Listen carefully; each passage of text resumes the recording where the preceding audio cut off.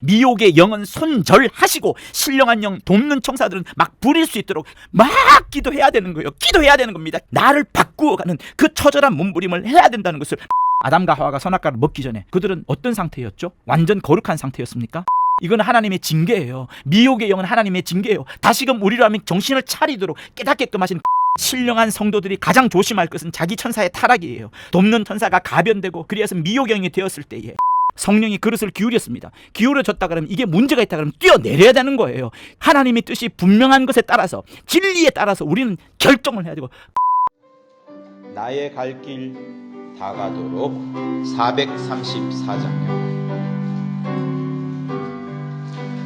나의 갈 길 다가도록 예수 인도하시니 내 주 안에 있는 긍휼 어찌 의심하리요. 믿음으로 사는 자는 하늘 위로 받겠네. 무슨 일을 만나든지 만사형통하리라. 무슨 일을 만나든지 만사형통하리라. 나의 갈 길 다가도록 예수 인도하시니 어려운 일 당한데도 족하는 내 주시네. 나는 심히 고단하고 영혼 매우 알아나 나의 앞에 반석에서 샘물 나게 하시네. 나의 앞에 반석에서 샘물 나게 하시네. 나의 갈 길 다가도록 예수 인도하시니 그의 사랑 어찌 큰지 말로 할 수 없도다. 성령 감화 받은 영혼 하늘나라 갈 때에 영영 부를 나의 찬송 예수 인도하셨네. 영영 부를 나의 찬송 예수 인도하셨네.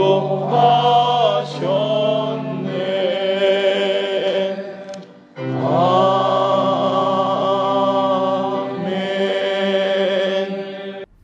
할렐루야. 오늘은 에베소서 2장 10절을 보시도록 하겠습니다. 우리는 그의 만드신 바라 그리스도 예수 안에서 선한 일을 위하여 지으심을 받은 자니 이 일은 하나님이 전에 예비하사 우리로 그 가운데서 행하게 하려 하심이니라. 지난주에도 했던 본문입니다. 그러나 오늘은 완전 다른 설교를 여러분한테 알려드리려고 합니다. 왜 그런가 하면 이 본문은 반드시 2개 혹은 4개로 쪼개어서 설교할 필요가 꼭 있는 이유가 있기 때문에 그렇습니다. 지난 시간에 선한 일이 무엇인가에 대해서 말씀을 드렸어요. 그냥 세상에서 빛과 소금 같은 그런 좋은 영향력을 미치는 그런 선한 일이 아니라 반드시 하나님과 관련되어진 선한 일. 다시 말하면 본문에 있는 것처럼 그리스도 예수 안에서 선한 일을 말하는 거예요.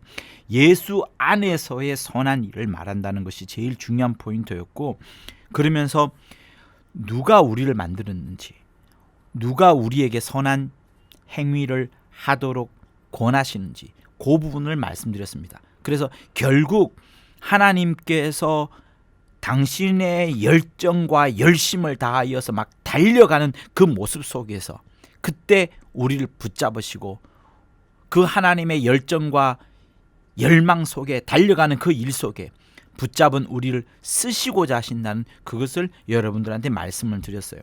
그래서 결국 누가 주인이냐, 누가 신적 주인이냐 하면 하나님만 주인 되어줘야 된다는 부분을 강조하면서 설교를 했습니다. 근데 오늘은 그렇다면 그렇게 장중에 붙잡힌 사람, 그 사람은 어떤 일을 어떻게 해야 되는가 하는 부분인데, 이 부분이 진짜로 중요한 이유는 사람이 뭔가를 선택하고 행할 때에는 그 뒤에 함께 따라오는 천사 혹은 미혹의 영이라는 부분이 우리의 영적 생활과 함께 연유되어서 작동하기 때문에 이 영적 존재에 대한 중요한 부분을 여러분들한테 설명을 하면서 사람이 얼마나 선택하는 것이 중요하고 그 선택을 함으로 인하여서 거기에 따른 결정을 하게 되고 결단을 하게 되고 거기에 따른 어떤 책임도 부여지어야 되면서 정말 사람이 과연 무엇을 갖고서 의지를 갖고서 선택해야 되는가 하는 그 부분을 오늘 여러분한테 설명을 해드리고자 하는 거예요. 그래서 평소에 여러분 신앙생활하면서 정말 나는 무엇을 선택해야 되지? 하나님 정말 내게 무엇을 원하는지, 하나님 내가 무엇을 택하면 됩니까? 하는 그런 질문을 가졌던 분들은 오늘 이 설교에 정말 잘 들어주십사 부탁을 드리는 겁니다. 자, 그러면 오늘 본문을 갖고 한번 우리 설교를 하겠습니다. 하나님은 주인이시다. 하나님은 만유의 주인이시다. 이렇게 세 번 하겠습니다. 하나님은 만유의 주인이시다. 하나님은 만유의 주인이시다. 하나님은 만유의 주인이시다. 자, 이사야서 66장에 보면 택함이라는 단어에 대해서 설명하고 있는 부분이 있습니다. 이사야서 66장 아예 외워버리세요. 66장이라고. 자, 여기 2절에 보면 나 여호와가 말하노라 나의 손이 이 모든 것을 지어서 다 이루었느니라. 무릇 마음이 가난하고 심령에 통회하며 나의 말을 인하여 떠는 자 그 사람은 내가 권고하려니와. 잘 들으세요. 소를 잡아 드리는 것은 살인함과 다름이 없고 어린 양으로 제사 드리는 것은 개의 목을 꺾음과 다름이 없으며 드리는 예물은 돼지의 피와 다름이 없고 분향하는 것은 우상을 찬송함과 다름이 없이 하는 그들은 자기의 길을 택하며 그들의 마음은 가증한 것을 기뻐한즉. 보세요.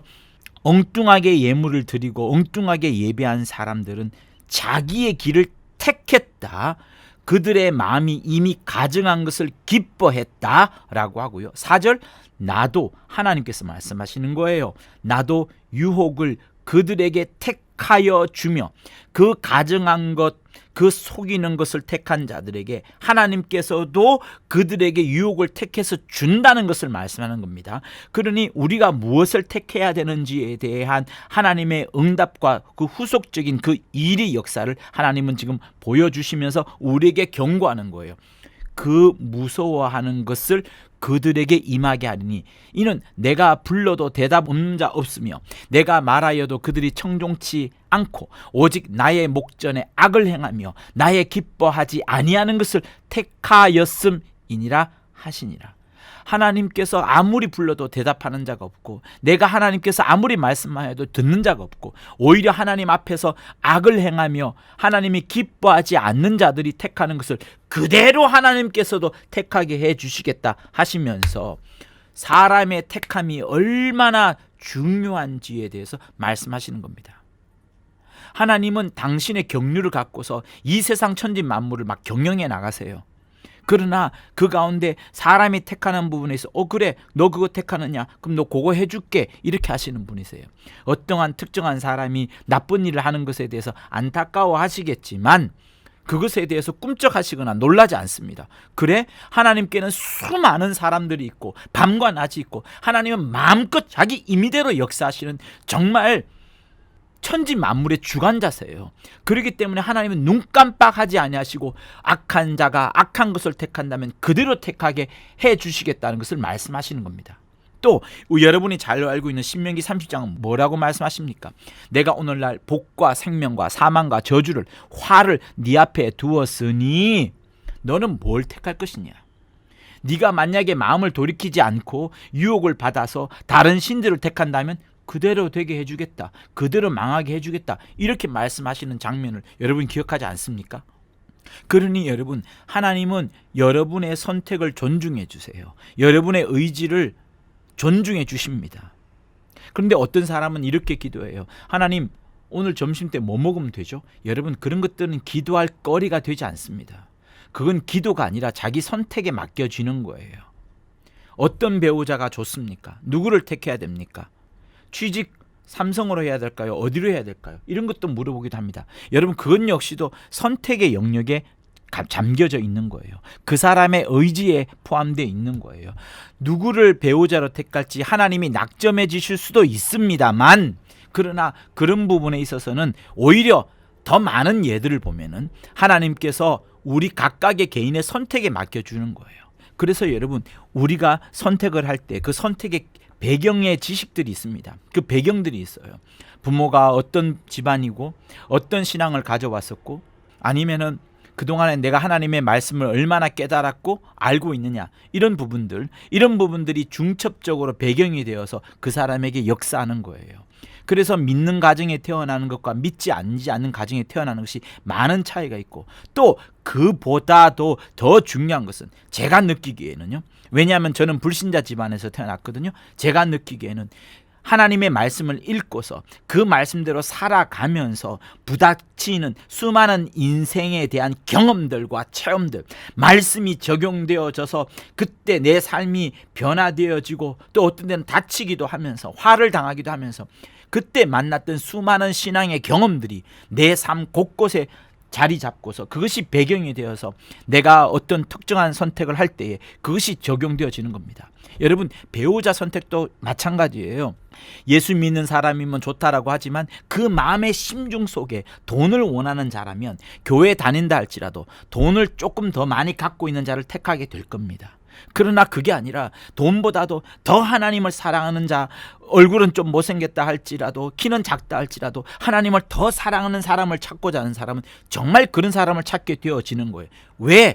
그 사람의 선택 속에 그 사람의 의지가 담겨져 있고, 그 의지가 담겨져 있으면서 정말 그가 원하는 부분을 택하기 때문에 그렇고, 그 택함을 따라서 하나님은 또한 역사를 하시는 겁니다. 그러니 그동안에 그 사람이 얼마나 하나님의 말씀을 제대로 읽었고 제대로 알고 그 말씀을 생명처럼 받아들였느냐, 생명처럼 받아들인 이후에 그것이 신앙 생활이 되어서, 교회 생활 말하는 거 아니에요, 종교 생활 말하는 거 아니에요, 신앙 생활이 되어서 그것이 경험이 되기도 하고 어떤 배경이 되기도 하고, 이런 모든 것들이 중첩이 되고, 또 가정의 배경도 있습니다. 친구들이 어떤 친구들인가 더 중요한 거예요. 이런 모든 것들이 하나의 배경이 되어서 마침내는 결정하고 선택하면서 인생의 길을 걸어가는 거예요. 그러니 여러분, 하나님의 일을 하는 데서 그 사람이 무엇을 택하느냐는 것은 아까 조금 전에 읽었던 이사야서 66장에 있는 말씀, 신명기 30장에 있는 말씀처럼 매우 중요하게 되는 겁니다. 여러분, 하나님은 우리가 선택을 잘해서 내 삶이 행복으로 끝나는 것, 이걸 원하지 않은 거예요. 제발 그렇게 오해하지 마세요. 우리가 선택을 잘해서 하나님을 행복하게 하는 거, 하나님의 뜻대로 주어서서 하나님의 경륜 속에, 하나님의 열정과 열심과 하나님의 달려감 속에 내가 투입되어서 내가 하나님의 일을 함으로 인하여서 진짜 기뻐하는 그것을 하나님이 하시기를 원하시는 것이고, 그 일을 택하라라고 하나님이 지금 말씀하시는 거예요. 그러니 우리가 평소에 성령 충만이라 말할 때 그 성령 충만은 목사님이 시켜서 막 그냥 로봇처럼 일하는 그런 자를 말하는 게 아니고, 자기가 알아서 무엇이 하나님의 영광인지, 무엇이 하나님의 뜻대로 하는 것인지, 무엇이 하나님을 기쁘게 하고 사랑하고 정말 하나님의 이름을 높여드리는 것을 알고서 움직이는 것을 말하는 거예요. 거기에 자기의 결정이 담겨져 있지만 거기에 강한 자기 의지가 묶여져 있고, 그러면서 자기가 결정하면서 정말 하나님을 기쁘시게 하는 그 모든 것들을 스스로가 알고서 움직이는 것을 말하는 겁니다. 억지로 하는 게 아니에요. 그러나 여러분, 우리는 누구예요? 허물로 죄로 죽었던 너희를 살리셨도다. 세상 풍속을 쫓지 않았느냐. 과거에 우리가 육체의 욕심을 따라 지내고 육체와 마음에 원하는 것을 하면서 결국 본질상 진노의 자녀가 아니었느냐라고 2장에서 인간에 대한 부분을 잘 적시하고 있는 에베소서를 보건대, 여러분, 우리의 선택은 하나님이 아니고서는 기본적 또는 습관적 우리의 배경적으로는 합당한 선택을 사실 할 수가 없는 겁니다. 왜? 여러분, 우리는 조금만 시험이 들고 조금만 간격이 벌어지게 되면 우리 육체의 선택은 뭔지 아십니까? 물욕, 명예욕, 성욕 이런 쪽으로 몰두하게 되어 있어요. 모든 사람이 그렇습니다. 또 우리의 혼도 어떤 생각입니까? 우리의 혼은 어떤 생각이에요? 우리의 영이 잘못된 판단을 하게 되면 자기 스스로가 하나님이 되려고 하는 그런 특징을 보여주었습니다. 하와가 그렇게 했던 거 아니겠어요? 하나님이 되고자 하는 그 마음, 하나님은 그 부분을 딱 지적을 하신 부분이거든요. 그러니 여러분, 우리는 정말 하나님이 붙잡아주지 않으면 합당한 선택을 할 수가 없는 거예요. 자기의 아무리 똑똑한 머리로, 자기의 아무리 논리적인 머리로, 자기가 세상에서 배운 여러 가지 지식과 이성으로 선택하고 결정할 때 그것이 조금 나을 수 있지만 하나님의 일을 이뤄나가는, 하나님께 장중에 붙잡혀 하나님의 거룩한 일을 하기에는 매우 부족한 겁니다. 세상과 논리와 합리적인 부분에서는 그가 1등할 수 있겠지만 하나님의 장중에 붙잡히는 자는 되기 어려운 거예요. 그래서 여러분, 우리의 선택과 의지와 결정이 매우 중요하다는 것을 다시 한번 말씀을 드리는 겁니다. 그래서 구원받았지만 예수 믿으면서도 우리는 계속된 또 많은 잘못을 선택하는 경우가 많아요. 잘못된 선택을 하는 게 사실 나쁘지는 않습니다. 왜? 중요한 것은 말이죠, 그것이 예수 안에서의 선택이어야 해야 돼요. 예수 안에서 하나님은 우리가 잘못된 선택을 하잖아요. 그러면 고생을 할 것이고 낭패를 당할 것이고 반드시 실패할 것이라는 것을 알고 계십니다. 사울이 예수 믿는 사람들을 핍박할 때에 예수께서 나타나셔서 사울아 사울아, 가시체를 뒷밟기 자리가 네가 진짜 고생이구나, 너 정말 고생하는구나 라고 말씀하시면서 바울에게 나타났어요. 우리가 선택을 잘못하게 되면 잘못된 의지를 발동하여서 하나님의 뜻과 다른 길로 가게 되면 하나님은 그것을 묵묵히 보시면서 너가 고통당할 것이지만 하나님은 계속 두고 보십니다. 왜 그런가 하면 그러면서 그 사람이 잘못된 선택, 다시 말하면 죄 아니면 하나님의 뜻을 벗어난 것에 대해서 그 뒤에 나오는 후폭풍, 죄에 대한 싹, 죄에 대한 결과, 죄에 대한 늪을 그가 배우게 될 것을 하나님이 알기 때문에 그렇습니다. 자, 제가 여기서 강조하는 부분은 잘못된 선택을 함으로 인하여서 그 사람이 당하게 될 낭패와 저주가 그 사람에게는 공부가 된다는 것을 말씀하는 거예요. 아, 이거 아프네. 날카로운 것을 잡았어요. 날카로운 것을 잡으면 손에 피가 납니다. 저희 아버지가 추석날 산소에 가서 낫질 하시려고 낫을 사셨다가 잘못 붙잡아가지고 손이 깊이 파였거든요. 속까지 들어가 버렸습니다. 그래서 이 근육 안에도 꾸매고 근육 밖에도 꾸매가지고 9바늘 굉장히 심각한 속에까지 파였으니까 그렇게 된 건데, 여러분 그런 걸 당하면 어떻게 됩니까? 다시는 낫 잡을 때 조심해야 되겠구나, 아니면 더 조심해야 되겠구나, 이런 것을 배우는 거 아니겠습니까? 이처럼 우리가 삶에서도 배우는데 하나님의 일을 택할 때에도 우리가 배우는 것이 있게 되는 거예요.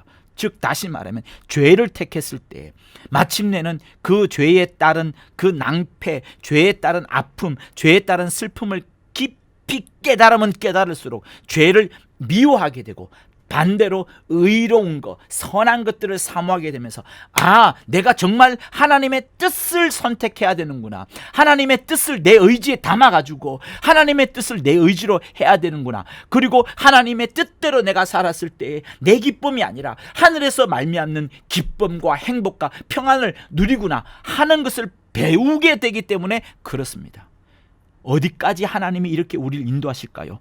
바로 아들의 형상을 이루기까지. 성경은 그것을 아들의 형상을 이루기까지라고 말씀하시는 거예요. 그래서 로마서 8장을 한번 보시면 그 표현이 잘 되어 있습니다. 29절에 하나님이 미리 아신 자들로 또한 그 아들의 형상을 본받게 하기 위하여 미리 정하셨으니 이는 그로 많은 형제 중에서 맏아들이 되게 하려 하심이니라. 이렇게 되는 것처럼 아들의 형상을 본받게 하기 위하여. 아들의 형상, 그냥 아들의 겉모습만을 본받는 걸 말하는 게 아니에요. 예수의 겉모양은 이미 우리가 닮았습니다. 그러나 예수의 속마음, 빌립보서 2장에 나오는 예수 그리스도의 그 겸허하고 겸손하고 낮아진 그 모습을까지 배우는 것. 어느 정도까지? 예수께서 아버지의 뜻을 이루려고 죽기까지 복종했던 그 모습을 이루기까지 우리는 계속된 선택을 하는 거예요. 내가 선택한 것이 죄인지 의인지 모를 때는 하나님께서 판단해 주시고 그것이 무엇인지를 가르쳐 주시는 겁니다. 그러나 그 사람이 하나님 속에 있음으로 말미암아 그것이 죄였다 할지라도, 아픔이 되고 낭패가 된다 할지라도 그를 통해서 또 배우게 되는 것이고, 그러면서 하나님의 자녀의 성품, 다시 말하면 신의 성품, 다시 말하면 로마서 8장 29절에 있는 것처럼 아들의 형상을 이루기까지가 되어 가는 겁니다. 또 갈라디아서 4장 19절에도 그 말씀을 하고 있어요. 나의 자녀들아, 너희 속에 그리스도의 형상이 이루기까지 다시 너희를 위하여 나는 해산하는 수고를 하노니 라고 말씀을 합니다. 또 골로새서 3장 10절에 역시 또 그 표현이 있어요.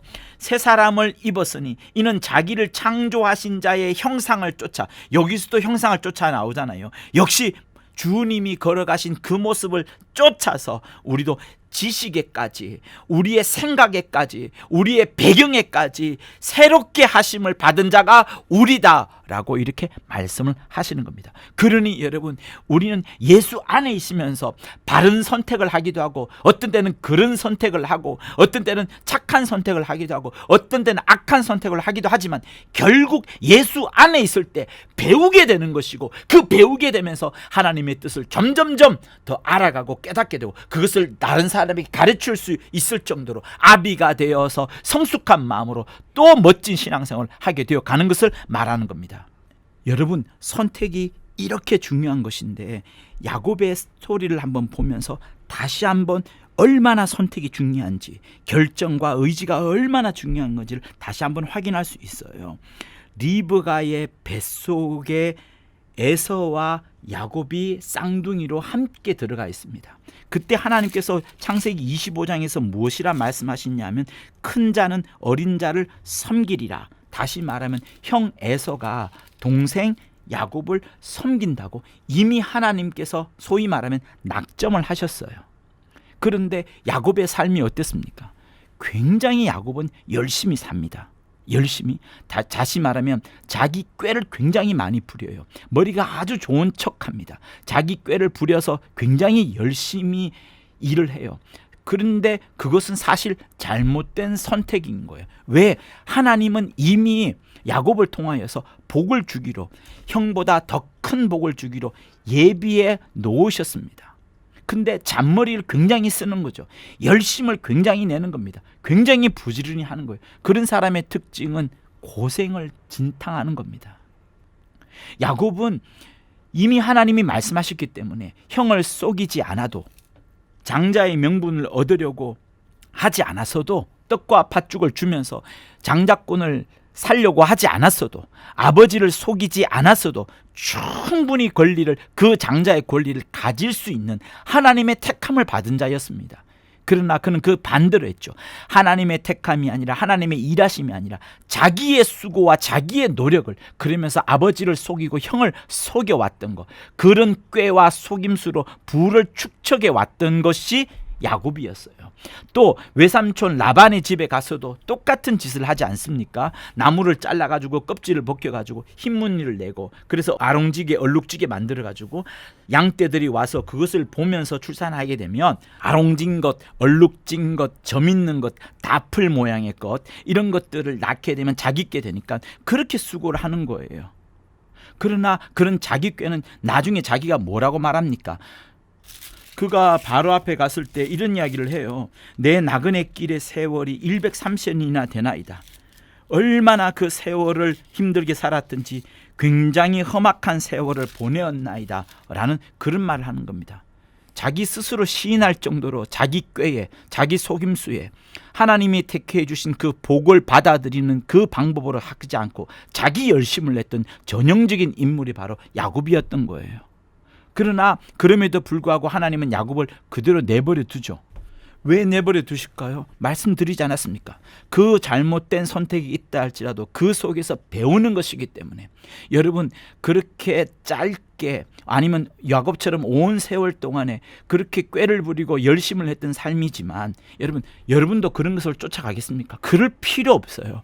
우리는 야곱에게서 그런 얄팍한 방법으로 세상을 즐기는 그런 방법을 배워야 될 것이 아니라 오히려 야곱과의 다른 길을 걸어가야 되는 겁니다. 철저하게 하나님의 의지대로 뜻대로 살아가는 그 방법을 찾아야 되는 거예요.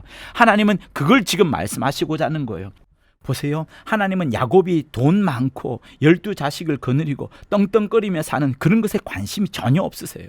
하나님은 야곱의 자손 12를 통하여서 거대한 유대 민족을 만들고 그 많은 민족들을 통하여서 하나님의 역사를 이뤄나가기 위하여 가나안 땅까지 가고 가나안 땅에 이른 다음에 마침내 그 가나안 중에서 유다 민족을 통하여서 유다의 혈통을 통해서 예수가 오시는 그것이 하나님의 가장 큰 목적이기 때문에 그 일에서 모든 것을 바라보시는 거예요. 그래서 야곱이 딴 길로 걸어간다 할지라도 반드시 그 민족을 통하여서 예수 오실 길을 만들어 가시는 분이 하나님이 작정해 놓으신 거예요. 그러니 야곱이 처음부터 자기 꾀를 쓰거나 자기 열심을 쓰지 않냐고 하나님이 예비해 놓으신 그 복을 알고서 그대로만 순종하고 따라간다면 오히려 더 쉽게끔 하나님의 기쁨과 영광과 기쁨을 맛보았을 겁니다. 그러나 야곱은 그 잘못된 길을 통해서 자기 스스로 배운 바가 있다는 부분을 성경은 말하고 있고 그 이후에 야곱의 자손들 역시도 광야에서 얼마나 엉뚱한 선택을 합니까? 잘못된 선택을 함으로 인하여서 40년 동안 하나님께서는 오히려 저렇게 불평 많고 불만 많은 자들을 다 끊어버린 것처럼 40년 동안 아무도 광야에서 가나안 땅으로 들어오지 못하도록 한 세대를 멸망시키는 그 방법을 하나님이 쓰시면서까지 당신의 뜻을 이루어 가시는 거예요. 그러니 여러분, 여기에서도 우리가 어떤 의지를 발동하고 어떤 선택을 함으로 인하여서 어떤 결정을 함으로 인하여서 마침내 우리가 그 이후에 받게 될 열매, 그 책임이 무엇인가를 잘 살펴볼 수 있어야 하는 겁니다. 자, 아까 여러분들에게 다시 한번 말씀드렸던 것처럼 우리의 심령은 어때요? 심히 부패되어 있어요. 만물보다 거짓된 거예요. 아무도 이것을 모른다 하지 않을 수 없을 겁니다. 그래서 예레미야 17장 9절인가에 보면 만물보다 거짓되고 심히 부패한 것은 바로 마음이라 누가 능히 이를 알리요마는 이라고 말하면서 정말 마음이야말로 거짓되고 부패된 것이라 말하는 겁니다. 하물며 이러할진대 타락한 사람이라면 어떻게 하나님의 뜻 따라 바른 선택을 할 수 있겠습니까? 할 수 없어요. 불신자들은 하나님의 뜻대로 선택할 수 있는 방법을 거둬낼 수가 없습니다. 비록 한다 할지라도 그것은 자기도 모르게 선택하는 경우가 되겠죠. 마치 에스라서에 나오는 고레스 왕처럼 말이죠. 여러분, 우리 인생은 반드시 하나님이 붙잡아 주셔야 돼요.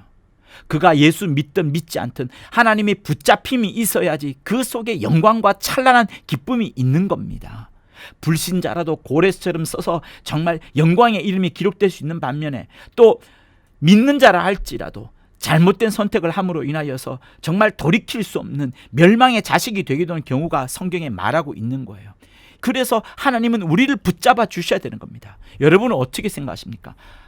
창세기 3장에서 아담과 하와가 선악과를 먹기 전에 그들은 어떤 상태였죠? 완전 거룩한 상태였습니까? 거룩한 상태가 아니에요. 그들은 죄를 짓지 않았기 때문에 무죄 상태일 겁니다. 죄가 없는 상태일 거예요. 그러나 거룩한 상태는 아니에요. 거룩한 상태라는 것은 하나님이 붙잡아야 되는 겁니다. 하나님이 붙잡고 이를 거룩하다라고 해 주셔야만 거룩함이 되는 거예요. 죄를 지을 수도 있고 죄를 안 지을 수도 있는 그런 회색지대 상태에 머물러 있는 것이 창세기 3장의 선악과를 먹기 이전에 바로 그 상태인 겁니다. 그러나 여러분, 어떻게 됐어요? 아담이 선택한 것은 선악과를 먹음으로 인하여서 결국 악을 선택해버린 겁니다. 선악과를 먹음으로 인하여서 그가 선도 택할 수 있다고 생각하지만 그렇지 않아요.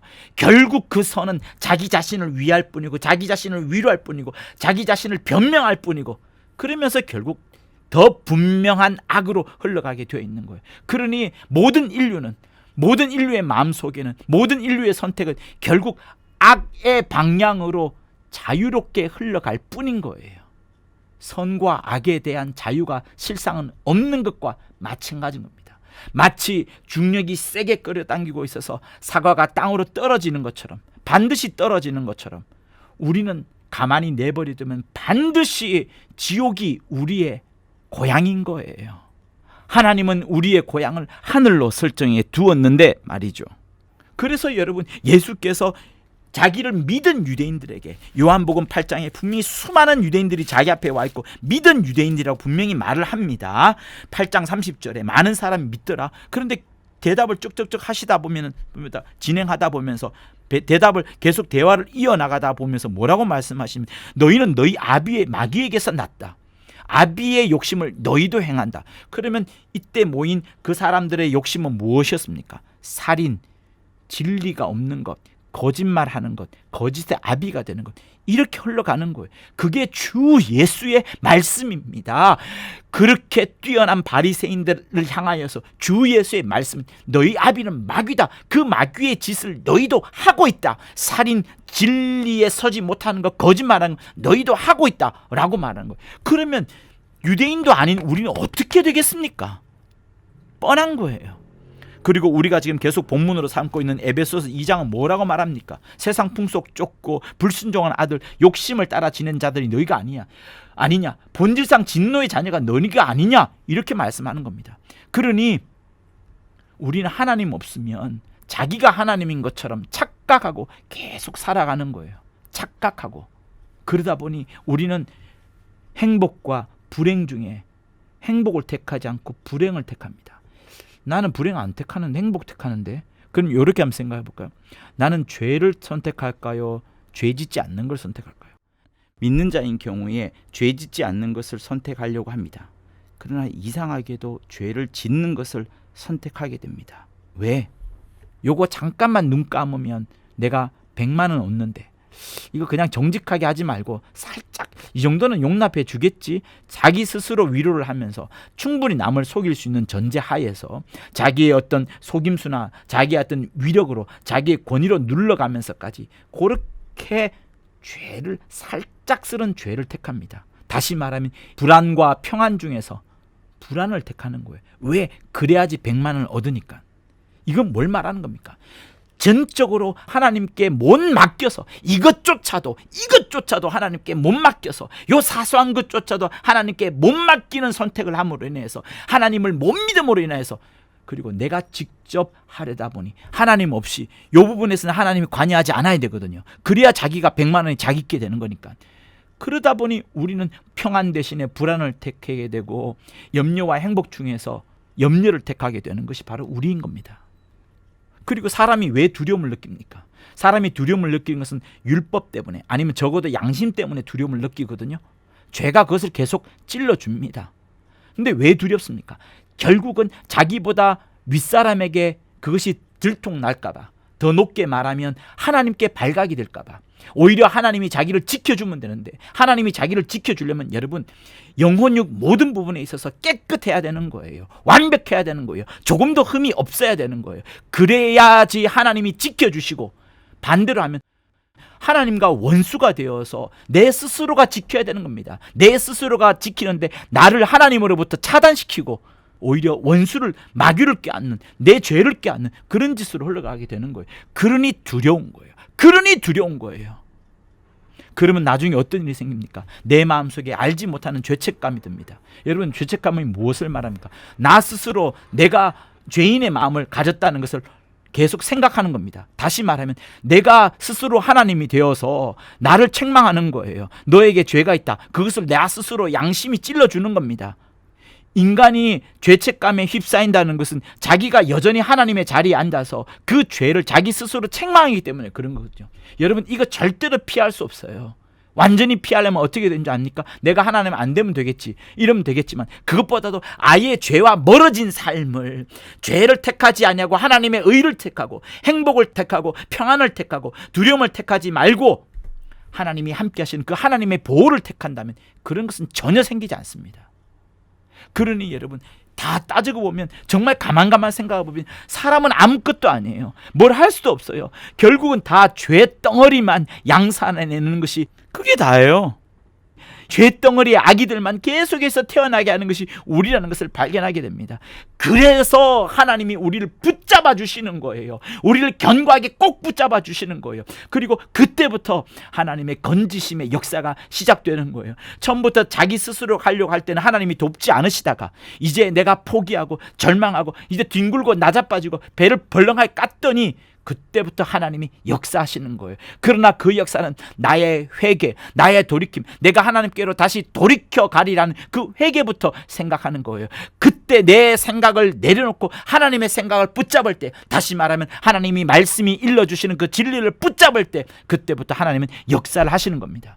그러면서 다시 우리에게 새로운 의지를 넣어주시는 거예요. 과거의 그런 죄를 택하는 의지가 아니라 새로운 의지, 새로운 선택과 결정을 할 수 있는 의지를 심어두시는 거예요. 그것을 빌립보서 2장 13절은 뭐라고 말씀하시냐면, 너희 안에서 행하시는 이는 하나님이시니, 하나님이 우리 안에서 행하시는 겁니다. 다시 자기의 기쁘신 뜻을 위하여 너희로 소원을 두고 행하시게 하느니, 하나님께서 이제 다시 우리를 살려내시는 겁니다. 그때 다시 우리에게 의지를 심어주시는데, 우리를 향하여서 하나님의 기쁘신 뜻으로 똘똘 뭉쳐져 있는 그 소원을 우리의 의지에 담아서 다시 이제 한번 시작해보자, 이렇게 말씀하시는 겁니다.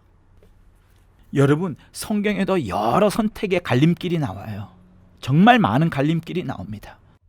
소돔과 고모라에서 롯의 아내는 잘못된 선택을 해서 소금돌 기둥이 되어버렸어요. 베드로와 가룟 유다가 똑같이 잘못을 저질렀습니다. 하나님의 아들 예수를 배신했어요. 그러나 스스로 뉘우치는 것이, 자기 스스로 하나님이 되다 보니까 자기 스스로를 죽여버리는 그런 아둔한 짓을 가룟 유다가 했던 것인 반면, 베드로는 다시금 하나님을 붙잡는 하나님의 의지 속으로 들어가서, 말씀 속으로 들어가서 다시 자기를 끝까지 용서해 주시는 그 하나님 속으로 다시 들어가서 하나님을 붙잡았던 거예요. 결국 두 사람의 선택이 같은 환경이었지만 선택이 다름으로 인해서 완전 다른 결과를 가져왔던 겁니다. 여러분, 성경의 유대인들이 고레스 칙령을 통하여서 자기 이제 바벨론에서 본국으로 귀환하게 되는 그런 명령을 받습니다. 얼마나 행복하겠습니까? 그러나 여러분, 그때 고레스 칙령 때 모든 유대인들이 다 귀환한 게 아니에요. 바벨론에서 떵떵거리며 잘 살았던 사람들은 그냥 우리 여기 있을래 하고 그 자리에 있었고, 정말 신앙이 있는, 에스라서에 보면 제사장 레위인 같은 정말 신앙이 있는 사람들만 다시 본국으로 돌아가서 성을 짓는 그런 길들이 되어 있습니다. 물론 바벨론에 남아서 디아스포라 유대인으로서 어떤 역사를 통해서 하나님은 또 다르게 그들을 변모시키면서 또 다른 힘을 실어주기도 하는 그런 놀라운 일도 있긴 하지만, 어쨌든 선택의 갈림길에서 유대인이라 할지라도 고레스 칙령을 따라서 전부 다 귀환한 게 아니었어요. 여기도 선택이 나오는 겁니다. 여러분, 갈라디아서 5장에 보면은 우리가 성령의 소욕을 따라 택할 것인지 아니면은 육체의 소욕을 따라 택할 것인지에 대해서 이야기하고 있어요. 네가 육체 욕심을 따라 지낼 거냐 아니면 무엇을 따라 지낼 것이냐를 계속 질문합니다. 16절 갈라디아서 5장, 내가 이르노니 너희는 성령을 쫓아 행하라. 그리하면 육체 욕심을 이루지 아니하리라. 분명히 성령의 욕심을 따라 선택하라라고 말씀합니다. 육체의 소욕은 성령을 거스리고 성령의 소욕은 육체를 거스린다. 이 둘이 서로 대적하는데 너희의 원하는 것을 결국 하지 못하게 하려 함이라 라고 말하면서, 성령의 소욕과 육체의 소욕이 싸우면서 정말 내가 원하는 바대로 하지 못하는 이런 안타까움을 기록하고 있습니다. 왜 그런가요? 우리의 일상의 삶이, 과거부터 지내왔던 우리의 습관이, 또 내 수많은 친구들과 배경들이, 또 집안에 내 믿지 않는 집안의 배경이라면 더더욱 이런 것들이 내 삶의 선택의 배경이 되어서 나를 엉뚱한 곳으로 인도하기 때문에 그렇습니다. 그런데 이것뿐만 아니에요. 더 중요한 것은 바로 여기부터입니다. 여러분이 정말 신앙생활을 오래 하셨죠? 또 교회에서 열심히 봉사하죠? 아니면 정말로 뛰어나게 주의 종으로서 하나님의 일을 감당하는 자를 합시다.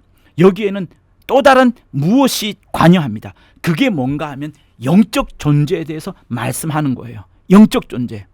여러분, 우리의 습관 또 우리의 의지에 따라서 영적 존재가 역사한다는 사실을 여러분 잘 아셔야 돼요. 다시 말씀드리면 이 부분이 김기동 목사님의 강점이기도 한데요. 바로 미혹의 영과 돕는 천사에 관한 부분을 말씀하는 겁니다.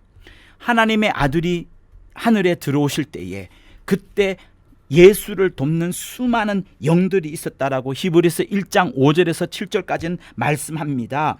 바람으로 불꽃으로 그의 천사들이 하나님의 아들을 돕도록 하셨다라는 말씀이 기록되어 있어요.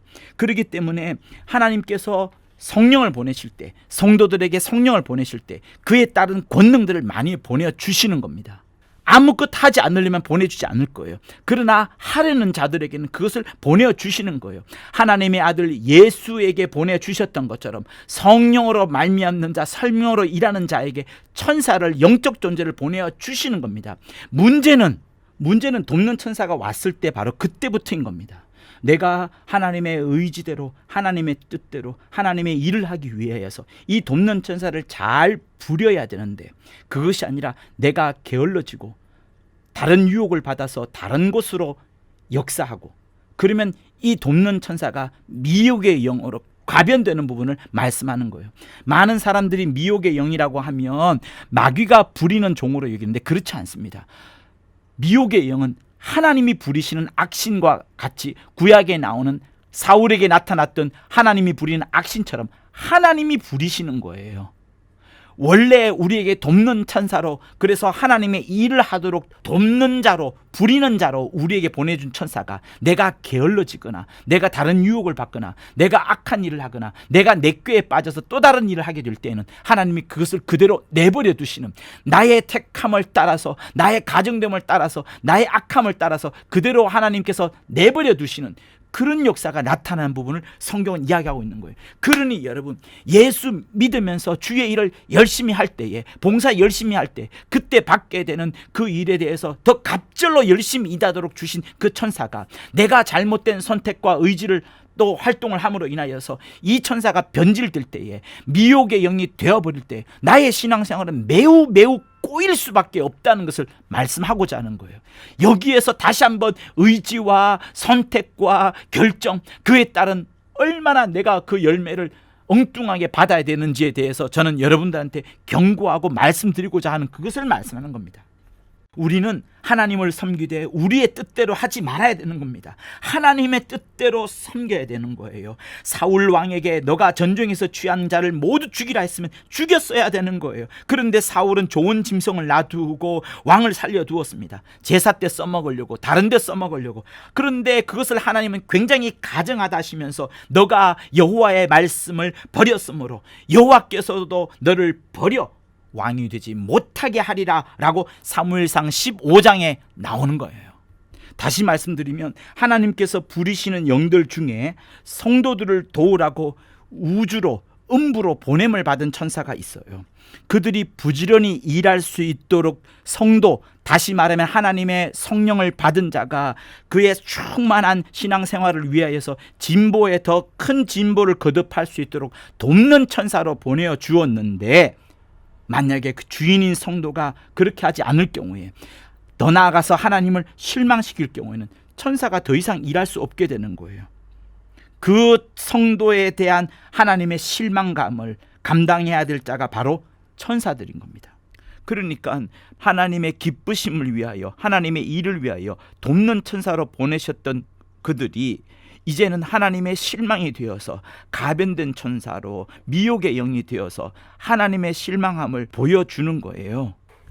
그래서 여러분, 열왕기상 22장에 아합의 꾀는 여러 천사들에 대해서 성경은 분명히 말하고 있거든요. 22장 19절에서 23절까지를 읽어보도록 하겠습니다. 미가야가 가로되 그런즉 왕은 여호와의 말씀을 들으소서. 내가 보니 여호와께서 그 보좌에 앉으셨고 하늘의 만군이 그 좌우편에 모시고 서 있는데 여호와께서 말씀하시기를 누가 아합을 꾀어 저로 길르앗 라못에 가 죽게 할고 하시니 하나는 이렇게 했다 하고 하나는 저렇게 하겠다 하였는데 한 영이 나와 여호와 앞에 서서 말하되 내가 저를 꾀이겠나이다. 여호와께서 저에게 이르시되 어떻게 하겠느냐. 가로되 내가 나가서 거짓말하는 영이 되어 그 모든 선지자의 입에 있겠나이다. 여호와께서 가라사대 너는 꾀이겠고 또 이루리라. 나가서 그리하라 하시선즉 이제 여호와께서 거짓말하는 영을 왕의 이 모든 선지자의 입에 넣으셨고 또 여호와께서 왕에게 대하여 화를 말씀하셨나이다. 이렇게 하면서 아합을 돕던 천군 천사들을 불러서 그들로 하여금 거짓말하는 영이 되게끔 만들어 보셨고 결국 그들이 모든 입에 들어가서 선지자들 입에 들어가서 거짓을 예언함으로 말미암아서 결국 사울 왕이 길랏 라몬에서 죽게 되는 그 역사를 기록해내고 있는 겁니다. 그러니 하나님께서 성도를 주의 종을 가증하게 여기시잖아요. 그러면 하나님이 부르시는 그 영은 곧바로 변질이 되어서 미혹의 영이 되어서 그 성도를 그 주의 종을 유혹하는 거예요. 그러면서 있는 자에게 더 있게끔 하시고 없는 자에게는 그 있는 것도 빼앗으시는 그 말씀을 또한 이루어 가시면서 하나님은 계속해서 자기의 일을 해 나가시는 겁니다. 그래서 주일 빠지게 되면 계속 빠지게 되고요. 남의 말 많이 하고 거짓말 많이 하게 되면 계속 거짓말 하게 되는 거예요. 그래서 한번 딱 끊으셔야 됩니다. 딱 끊고 그래야지 아니라 하라고 작정해야 되는 것이고 그런 미혹의 영이 다 내게서 떠나가게 달라고 해야 되는 거예요. 헌금하기 싫어하게 되잖아요. 점점 하지 않게 되고 그 헌금을 하지 않게 된 또 다른 변명들을 내가 늘어놓게 됩니다. 정말 사랑하는 성도 여러분, 잘 들으세요. 잘 들으세요. 하나님은 그런 자에게 변질된 천사를 부리시면서 유혹을 역사하신다고 성경은 말하고 있습니다. 거짓 것을 믿게 하고 불의를 좋아하는 모든 자로 하여금 심판을 받게 하려는 것이 하나님의 목적이라 말씀하셨어요.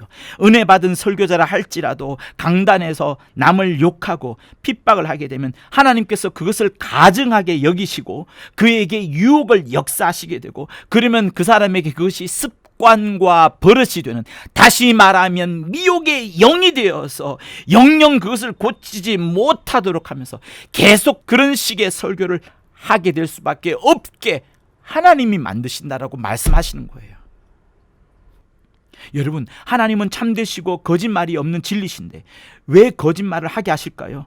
무섭지 않습니까? 바로 그것은 심판을 받지 않도록 구원하시는 이께서 어찌 심판을 받도록 하실까 하는 그런 우리가 의문을 가지는데 왜 하나님을 기망하여 가증히 행하는 자들을 하나님께서 미워하시기 때문에 그들을 내버려 두시는 겁니다. 그런 자들을 가증이고 미워하시기 때문에. 그래서 그의 영만큼이라도 구원을 받게 하든지 아니면 하나님의 일을 더 이상 방해하지 못하도록 역사하기 위해서라도 그렇게 하시는 거예요. 하나님은 정욕대로 살고자 하는 자들을 강제로 제한하지 않습니다. 정욕대로 살도록 내버려 두시는 거예요. 몇 번 선택을 잘못함으로 인하여서 그가 배울 수도 있겠지만 중요한 것은 그가 배울지라도 미혹의 영이 남아서 계속 그를 괴롭히는 것 때문에 문제가 되는 겁니다.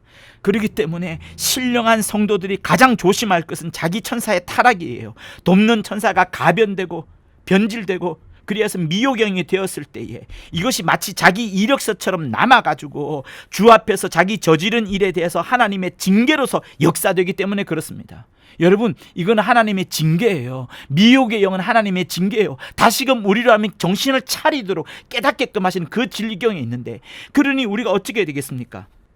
내게 있는 미혹의 영보다 타락한 영들보다 더 많은 권능이 필요하다는 것을 알고서 이를 위해서 몸부림치면서 기도해야 되는 거예요. 하나님, 나를 불쌍히 여겨 주옵소서, 미혹의 영을 다 떠나게 없어서라고 간절히 기도해야 되는 거예요. 기도하지 않고선 이게 풀려지지 않습니다. 여러분의 의지로 안 돼요. 의지로 안 돼요. 하나님께 기도해야 되는 거예요. 하나님께 기도해야 되는 거예요. 정말로 기도해야 되는 거예요. 다시 돌이키고 싶은 그 마음을 갖고서 기도해야 됩니다. 비록 지금까지는 그렇게 살았지만 이제는 바뀌어야 되겠다고. 나중에 그러므로 후회하지 맙시다. 하나님의 손에 빠져 들어가는 것이 무서울진저라고 히브리서 10장은 말씀하고 있습니다.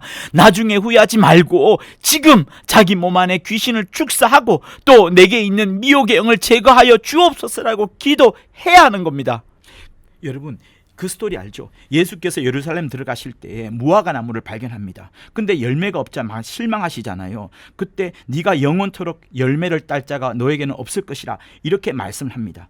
그러자 뿌리로부터 나무까지가 곧 말라버렸다는 말씀을 마가복음 11장은 기록하고 있거든요. 이거는 예수께서 혈기 부리신 게 아니에요. 열매를 맺지 아니하니까 그러면 그대로 되어라 라고 말씀하시면서 하나님이 하신 일을 그의 예수의 입술을 통해서 말했을 뿐인 거예요. 무화과 나무가 열매를 안 맺으니까 그러면 열매 맺지 마라. 하나님의 일을 나타내신 그것을 예수께서 입술로 말한 겁니다. 그거예요. 그러니 여기서도 다시 한번 보면 하나님께서는 내가 하고자 하는 대로 열매를 맺지 않으면 안 맺도록, 열매를 맺으라면 맺도록, 그래서 우리의 선택과 의지와 집중과 결정이 매우 중요하다는 것을 다시 한번 말씀드리는 거예요. 여러분, 하나님은 밤도 사용하시고 낮도 사용하세요. 우상 숭배자 느부갓네살 왕도 하나님은 쓰시고 바로도 쓰셨던 겁니다. 가룟 유다도 쓰시고, 가룟 유다가 타락한 자이지만 예수를 죽이는 도구로 또 쓰셨어요. 하나님은 모든 자를 쓰시면서 그러나 반드시 자신의 뜻을 이루어 나가시는 겁니다. 여러분이 거기에 어떤 도구로 쓰이느냐가 중요한 부분이 다시금 우리에게 말씀되어지는 거예요. 그래서 데살로니가 후서 2장 9절에서 12절에 매우 무서운 말씀, 다시 한번 이 미혹의 영에 대해서 강조하는 말씀 있지 않습니까?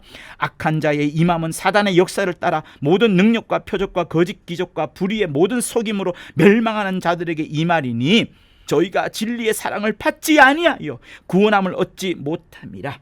이러므로 하나님이 유혹을 저희 가운데 역사하게 하사 거짓 것을 믿게 하심은 진리를 믿지 않고 불의를 좋아하는 모든 자들로 심판을 받게 하려 하심이라. 이렇게 말씀하시는 겁니다. 얼마나 하나님께서 우리의 의지와 선택과 결정을 존중하시면서 그러면서도 하나님의 놀라운 뜻을 이뤄가시는 것을 여러분 보지 않습니까? 사랑하는 성도 여러분, 그래서 선택을 잘 하셔야 되는 거예요. 하나님의 자녀다운 선택을 해야 되는 겁니다. 더 나아가서 어디까지요? 아들의 형상을 이루기까지, 아들의 형상을 이루기까지. 주 예수 얼마나 하나님을 사랑하셨고 그분을 높이기 위하여 자신을 낮추고 죽기까지 복종하고 하나님의 말씀을 그토록 사랑했던 그것처럼 우리 역시도 그 정도의 형상을 이룰 때까지 바른 선택을 할 수 있어야 되는 겁니다. 그 바른 선택을 할 때에 내 안에 알지 못하는 행복과 기쁨과 힘과 강력과 생명이 넘쳐나는 거예요. 그래서 여러분, 많지는 않겠지만 한 번이라도 몇 번이라도 하나님의 뜻대로 죄를 이겨가면서, 내 뜻을 이겨가면서, 나의 의지를 이겨가면서, 내 원대로 하는 것을 이겨가면서 살았을 때에 그때 남이 알지 못하는 엄청난 힘을 체험하게 되는 겁니다. 그러면서 그 이후에 다시 한번 새로운 의지를 발동해서 하나님의 말씀대로 살리라 하는 그 뭐랄까요, 뒤에서 막 밀어주는 그 힘, 맞바람이 아니라 뒤에서 등바람이 막 밀어주는 힘, 그런 것들이 나타나게 되는 겁니다.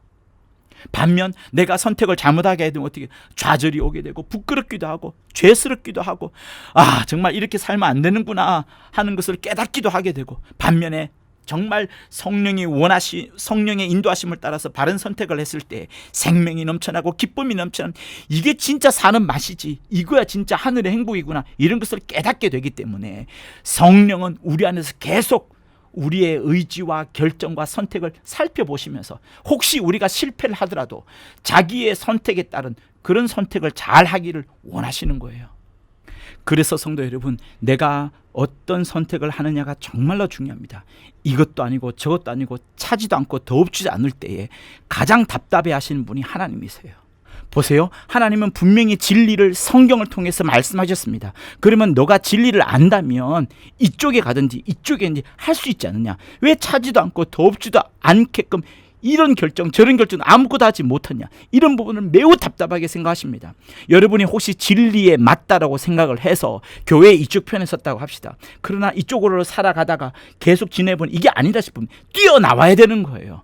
하나님께서 성령이 그릇을 기울였습니다. 기울여졌다 그러면, 이게 문제가 있다 그러면 뛰어내려야 되는 거예요.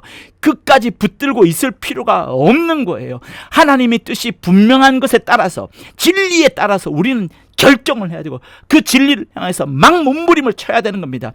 단순히 신앙의 정절을 지켜내자는 이런 보수적인 입장을 말하는 것이 아니고 진리에 입각하여서 정말 진리의 방패를 꽉 쥐고 하나님의 전신갑주를 취하고 진리로 허리띠를 꽉 매고 의의 흉배를 붙인 다음에 막 진격해 나가야 되는 것이 하나님이 원하시는 거예요. 그래서 여러분, 밋밋한 신앙, 기다리는 신앙, 계속해서 아무것도 아닌 신앙, 이게 말하는 것이 아닙니다. 그런 신앙에 대해서 성령은 책망하시는 거예요. 내가 네 행위를 아노니 네가 차지도 아니하고 더웁지도 아니하다. 네가 차든지 더웁든지 하기를 원하노라. 네가 이같이 미지근하여 더웁지도 아니하고 차지도 아니 내 입에서 너를 토하여 내치리라라고 말씀하셨어요. 그러므로 여러분, 성령을 붙잡으세요. 성령으로 호흡하고 말씀으로 양식을 삼아서 진리를 먹고요, 성령으로 자기의 영적 존재들과 영적 세계를 다스려야 하는 겁니다. 미혹의 영은 손절하시고 신령한 영 돕는 청사들은 막 부릴 수 있도록, 그래서 힘을 더 신령한 쪽으로 부릴 수 있도록 해야 되는 거예요. 혹시나 그러다가 잘못된 선택을 했다면 이거 아니네 라고 하면서 하나님께서 나를 고치시고 바꾸신다, 또 나를 정말 다시금 제대로 가르치신다, 내가 여기 실패 속에서 뭔가를 배웠다 하시면서 다시 바꾸어 나가면 되는 겁니다. 그것 또한 우리에게 중요한 배움터가 되는 거예요. 그러면서 우린 점점 무엇을 알아갑니까? 이게 비진리의 세계구나. 이게 진리가 아니구나. 내가 지금 하나님께 징계를 받고 있는지도 모르겠구나. 내게 미혹의 영이 있을지 모르겠구나 하면서 다시 하나님의 징계하심을 통하여 다시금 하나님을 배우고 다시 하나님의 진리 속으로 들어가서 나를 바꾸어가는 그 처절한 몸부림을 해야 된다는 것을 말씀드리는 겁니다. 곧 내가 진리를 알아가려면 정말 무엇을 해야 되는구나, 그런 것들을 점점 체험하게 되는 겁니다. 그래서 여러분, 성령은 은사를 우리에게 주시고 신령한 것을 체험하게 하는데 그것뿐만 아니라 내 삶 가운데에 정말 진리를 알고 있는 그 바탕 세계 속에서 어떤 선택을 해야 되는지, 어떤 사고를 가져야 되는지, 어떤 생각을 누려야 되는지, 어떤 그 진리의 또아리를 어떻게 틀어야 되는지를 계속해서 가르쳐 주시는 거예요. 그러니까 말이죠, 신앙의 연륜이라는 것도 매우 중요한 거예요. 믿음대로 살았더니, 진리대로 살았더니 그때 만났던 수많은 실패와 좌절 뿐만 아니라 승리와 기쁨들이 또 다른 역사가 되어서 후배들을 양육하고 제자를 양육하고 내 자손들에게 정말 신앙을 어떻게 해야 되는지를 가르쳐 줄 수 있는 그런 경륜이 생겨가는 겁니다. 그러니 여러분, 성령은 마음껏 역사하시는 거예요. 우리를 각각의 은사를 주면서 역사하기도 하겠지만 내 삶 가운데 또 스며들어서 완전히 하나님 앞에 다다를 그때까지 나를 이끌어 가시면서 여러 가지를 가르쳐 주시는 거예요. 그렇게 진리를 체험하고 진리의 따리를 점점 만들어 가면서 정말 내 삶이 완전히 바꾸어져가는 그런 역사를 하나님 일궈내시면서 나를 무엇으로 만들어 가는 거예요? 본문처럼 하나님의 선한 일을 하기 위하여, 예수 안에서 선한 일을 하기 위하여 지음 받았으니 나는 예수 안에서 선한 일을 행하리란 그 역사를 일궈 가는 겁니다. 사랑하는 성도 여러분, 그러므로 잊지 마십시오. 내 삶이, 여러분의 삶이 정말 하나님의 뜻대로 하나님의 선하심을 드러내는 귀한 여러분의 삶이 되기를 예수 이름으로 축원합니다. 혹시 실패할지라도 다시 진리로 돌아와서, 혹시 미혹의 영을 가졌다 할지라도 그것을 쫓아내 보내어 달라고 간구하면서 다시금 진리의 세계로 들어가고 진리의 인도함을 받는, 성령의 인도함을 받는, 성령의 충만함을 받는 여러분이 되기를 예수 이름으로 축원합니다. 일생 그리하여 하나님의 선한 일을 나타내는 여러분이 될 것을 예수 이름으로 축원합니다. 더러운 귀신들을 쫓아내고 미혹의 영들이 저 멀리 가게 해달라고 계속 기도하시고 또 기도하고 또 기도하고, 그러면서 하루하루 다시금 나의 선택, 나의 의지, 나의 결정을 잘함으로 말미암아 돕는 천사들, 불이 서는 영들이 충만하여서 정말 하나님의 거룩한 일들을 더 많이 만들어가는 여러분이 되실 것을 예수 이름으로 축원합니다. 하나님 아버지, 성령 충만하여 참으로 하나님의 돕는 영을 마음껏 부리되 하나님의 영광을 드러내고 하나님의 의도대로 선한 일을 감당하는 우리 모두가 되도록 도와주시옵소서.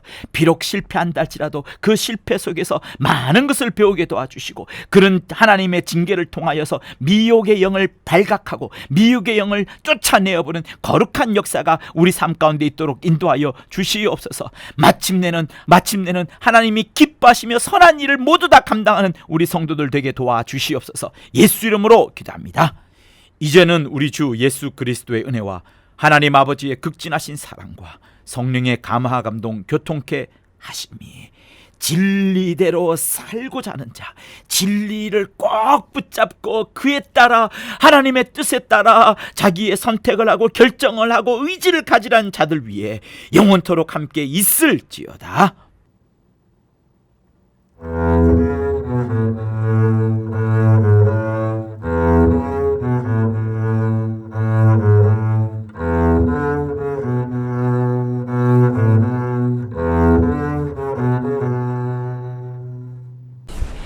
구독과 좋아요는 저한테 큰 힘이 됩니다. 고맙습니다.